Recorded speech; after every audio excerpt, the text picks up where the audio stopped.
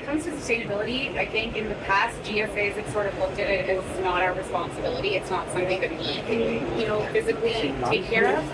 But I think now we all understand it is our responsibility, and we all have to play a part to help the environment. And I think one thing that we can do to start is to look, figure out where we stand right now. Do the research, figure out what your company needs to do to effectively affect the environment and sustainability.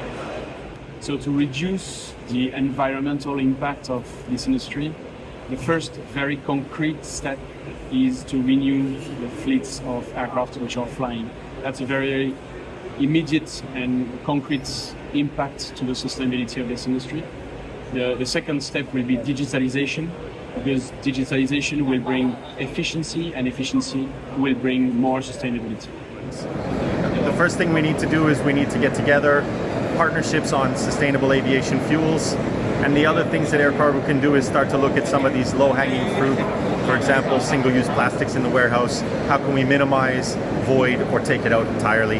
There's a number of these efficiencies that we can gain inside the warehouse as well. Well, as an industry, we need to continue to invest into digital solutions, becoming more efficient, making sure that we utilize space at the maximum, that we're making sure that we don't fly empty legs and all of these things. And as an industry, we need to continue to push into the sustainable aviation fuel direction. We need to have more frameworks around this coming from governments to ensure that we're all walking and running into the same direction, and ensuring sustainability is a big part of this industry, and that we stay competitive as an industry as the world moves towards more sustainability.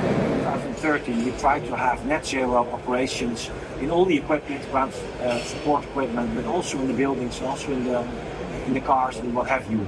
So everywhere net zero. Also, we try to do is sustainable aviation fuels. We will offer that to all our operators at the airport.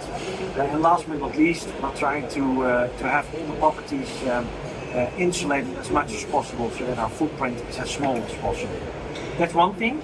I think on the other hand, we also should give insights and transparency on all the carbon footprint that we have in our operations. And last but not least, and that's the most difficult one, it's all about flying. It's very difficult to make flying sustainable. So on one hand, it's sustainable aviation fuels and what have you that we can work on. But I think we should also eye the future. And in maybe 15, 20 years time, there will be a future with electric flying or hybrid or other modes of transportation which has less carbon emissions. Well, this subject has to be a priority for us today. Clearly, it's one of our key pillars today. We consider that environment and sustainability in a larger extent, or ESG, are really values that we need to adopt. Well, we still have a limited leverage of solutions in this industry, but we strongly believe, especially in the ESG, thanks to the new tools, digital that we have, we'll be able to train people, to qualify people to new job applications, and then there is a lot to do in terms of environment. So, very, very nice and challenging and exciting, let's say, perspective, but a lot to do. Yeah, this is absolutely critical. Getting to net zero in 2050 is an absolute must for the industry. And the main way we do that is through the utilization of sustainable aviation fuel.